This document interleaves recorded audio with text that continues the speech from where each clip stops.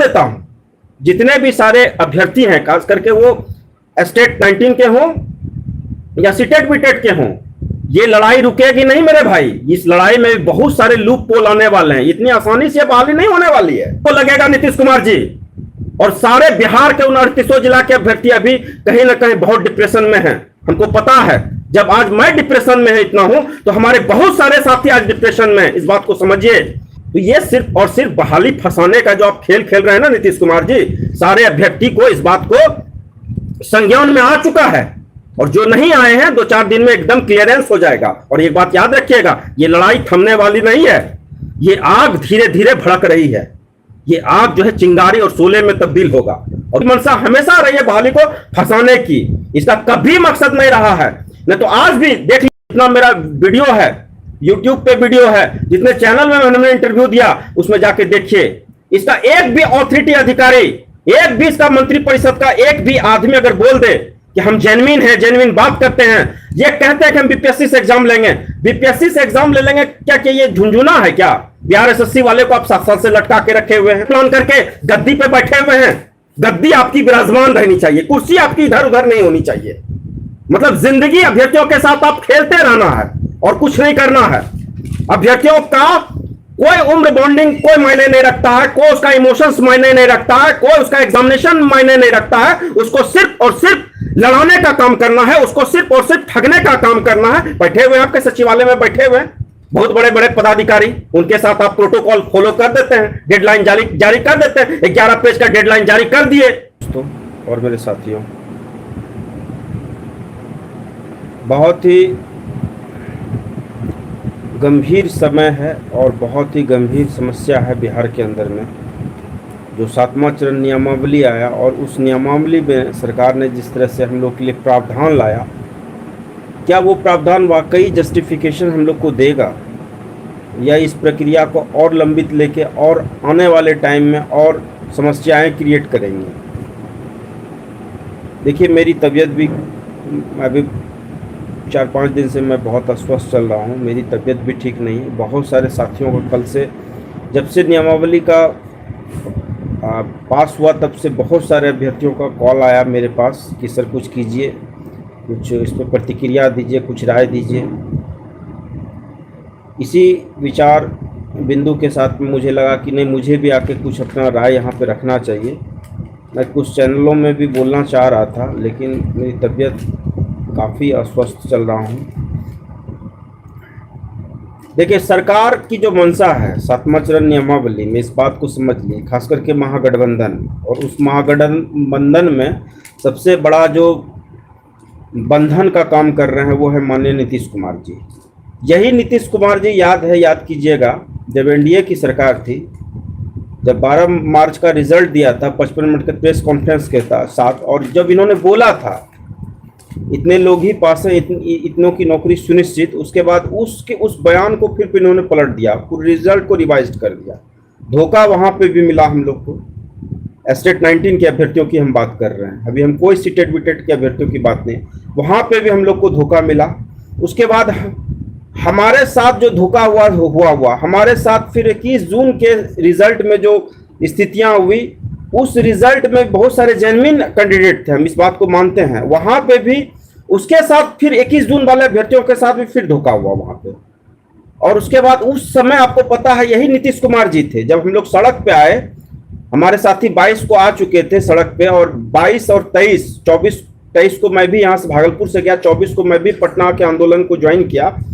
24 को आपको पता होगा यही नीतीश कुमार जी चले गए थे दिल्ली आंख के ऑपरेशन के लिए, क्योंकि 29 तारीख को आपको पता है, 26 को लेटर जारी हुआ, 29 को हम लोग जब इको पार्क से आगे सचिवालय के आगे घेराव करने लगे, तो वहां पे जब घेराव किए थे, आपको पता है शिक्षा मंत्री उस समय के जो अभी वर्तमान वित्त मंत्री हैं विजय कुमार चौधरी, उनका हम लोग जब घेराव कर रहे थे तो वहां पे काफी जबरदस्त लाठी चला था, बहुत सारे अभ्यर्थियों को हाजत में भी बंद कर दिया गया था।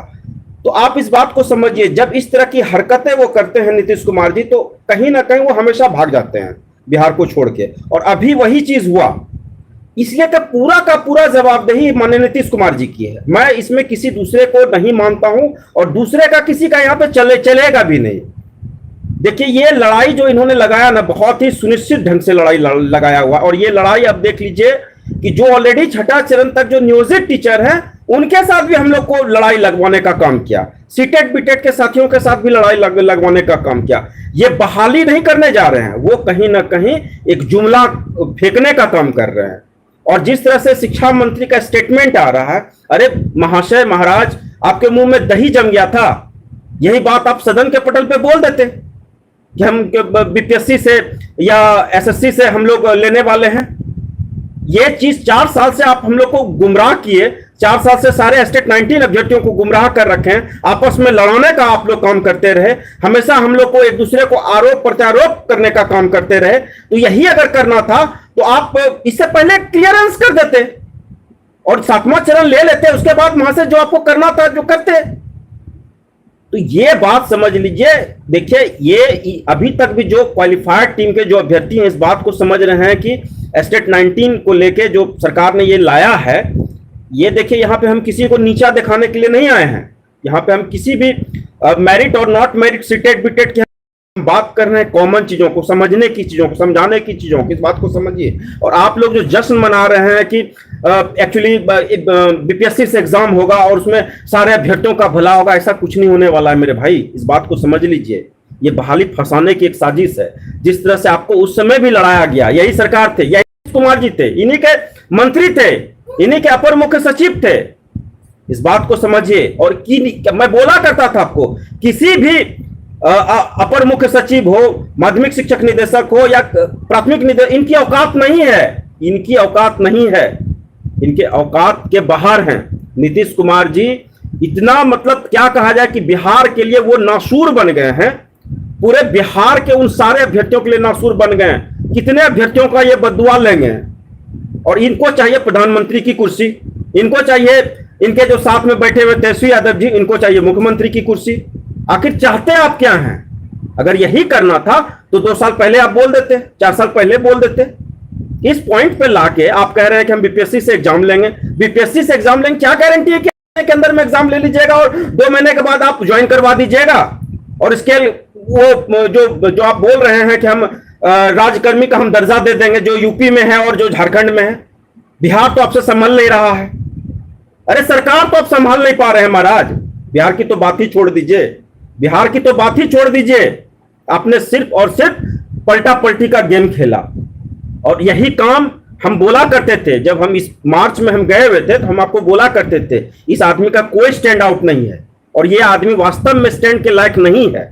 और एक बात आपको मैं बता देता हूं, जितने भी सारे अभ्यर्थी हैं, खास करके वो स्टेट 19 के हों या सीटेट बीटेट के हों, ये लड़ाई रुकेगी नहीं मेरे भाई। इस लड़ाई में बहुत सारे लूप पोल आने वाले हैं, इतनी आसानी से बहाली नहीं होने वाली है।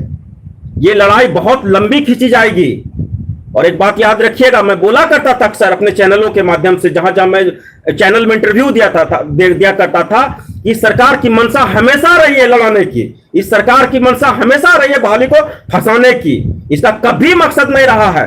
नहीं तो आज भी देख लीजिए, जितना मेरा वीडियो है यूट्यूब पे वीडियो है, जितने चैनल में मैंने इंटरव्यू दिया उसमें जाके देखिए, इसका एक भी अथॉरिटी अधिकारी, एक भी इसका मंत्रिपरिषद का एक भी आदमी अगर बोल दे कि हम जेन्युइन हैं, जेन्युइन बात करते हैं, ये कहते हैं कि हम बीपीएससी से एग्जाम लेंगे, बीपीएससी से एग्जाम ले लेंगे, क्या ये झुंझुना है क्या? बिहार एसएससी वाले को आप 7 साल से लटका के रखे हुए हैं, एसएससी आपसे संभलता नहीं है।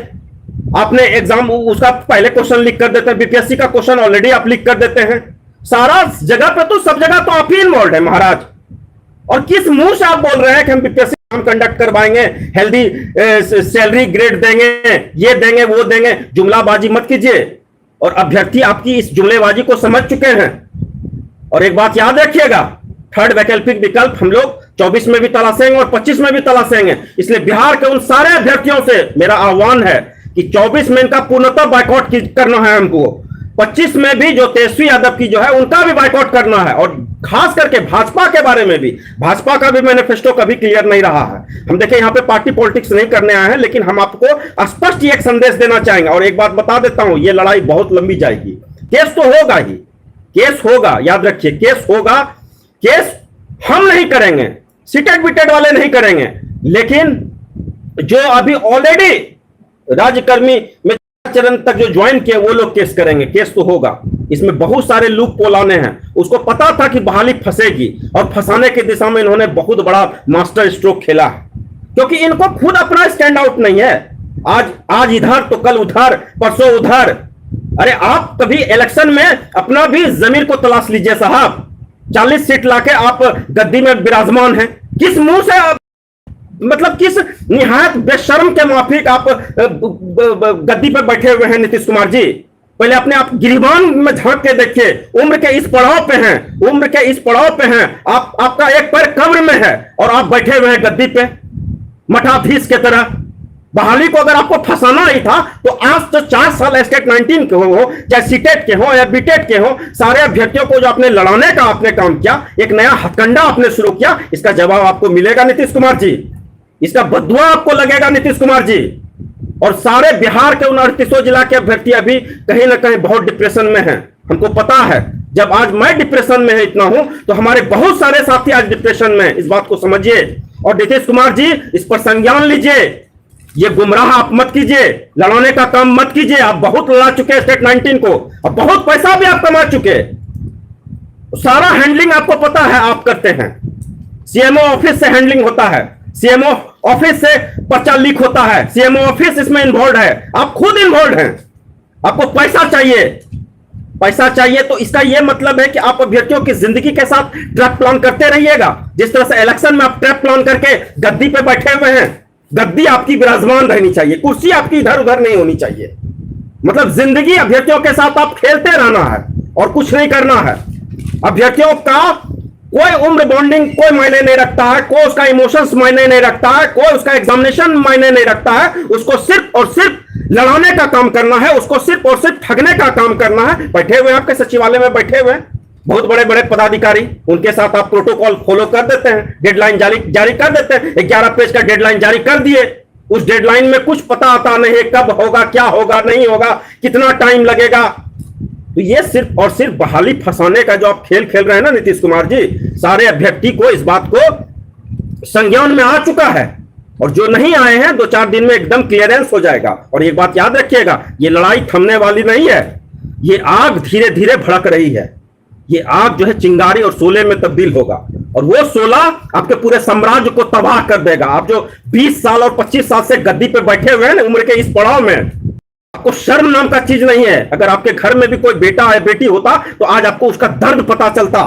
लेकिन आप तो क्या कहा जाए, आपको तो कुर्सी चाहिए, कुर्सी चाहिए, कुर्सी का मोह प्रेम है, प्रधानमंत्री का कुर्सी चाहिए। आपको किस मुंह से आप प्रधानमंत्री का सपना देख रहे हैं मुख्यमंत्री जी, ये हमको जरा बता दीजिए। और इसके साथ जो हमारे तेजस्वी यादव जी हैं, उनको भी शर्म नहीं है। जो प्रतिष्ठा इज्जत इन्होंने बनाया था, वो उस प्रतिष्ठा इज्जत को भी मिट्टी में मिला दिया। चापलूस बन गए हैं उनके, चाटुकार बन गए हैं इनके। आईएएस तो इनके जितने हैं सब चाटुकार हैं ही, सब भ्रष्ट हैं। इसलिए के बिहार के 29 जिला के अभ्यर्थियों के ऊपर संज्ञान लीजिए, एक ठोस निर्णय लीजिए। और ये जो एग्जामिनेशन का गेम प्लान आप कर रहे हैं ना बहाली फंसाने के लिए, वो सबको पता है कि आप 23 में तो बहाली करने वाले नहीं है, ना 24 में करने वाले, ना 25 में करने वाले हैं। वो सिर्फ और सिर्फ चुनावी जुमला आपने फेंका है। और हम लोग इस चीज को समझ रहे हैं, ये आग थमने वाला नहीं है। ये पार्टिकुलर एक स्टेट 19 की लड़ाई नहीं है, ये सीटेट बीटेट की लड़ाई नहीं है, ये पूरे बिहार के उन सारे जितने भी शिक्षक संघ हैं उनकी लड़ाई है। और ये आग आपने लगाया है, इस आग को बुझाना आप ही को पड़ेगा नीतीश कुमार जी। ये आपको एक मैं डेडलाइन देके जा रहा हूं, क्योंकि हम लोग चुप नहीं रहने वाले में से नहीं है, हम भी चुप नहीं रहेंगे। हम आपका वेट एंड वॉच कर रहे हैं, चीजों को हम कहीं ना कहीं देख रहे हैं अपने तरीके से कि आप क्या क्या करने वाले हैं। और जिस तरह से आपने, जिस तरह से क्या कह लीजिए, अभी शिक्षा मंत्री के आवास के चारों साइड में आपने पहरा लगा दिया है, आपने प्रोटोकॉल लगा दिया, धारा 144 लगा दिया। अरे इससे क्या हो जाएगा, ना आपकी कुर्सी रहेगी ना आप रहेंगे, ये बात जान लीजिए। और कुर्सी का मोह तो आपको ऐसा है कि इस जन्म में तो खैर जाने वाला है नहीं।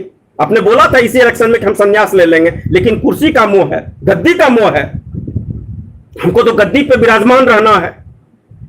इसलिए नीतीश कुमार जी इस पर संज्ञान लीजिए और अहंकार के मद में मत रहिए, क्योंकि हर आदमी का अहंकार का नाश होता है। हिटलर जैसा अहंकारी का तो नाश हो गया, तो आप कौन किस खेत की मूली है नीतीश कुमार जी। इसलिए कि पूरे बिहार के 29 जिला के अभ्यर्थियों पर संज्ञान लीजिए, उसके बारे में सोचिए और सही ढंग से सही निर्णय लगा के सॉरी साथियों, 7वां चरण के बारे में विराजमान होकर सही ढंग से एक न्यायोचित फैसला लीजिए। नहीं तो ये जो चिंगारी है ना सारे अभ्यर्थियों के अंदर में धीरे धीरे फूट रही है और फूटेगी भी। इससे ज्यादा अभी मैं कुछ नहीं कहूंगा, इन्हीं शब्दों के साथ मैं अपनी बात को यहीं पे रोके जा रहा हूं। जी बहुत बहुत धन्यवाद साथियों।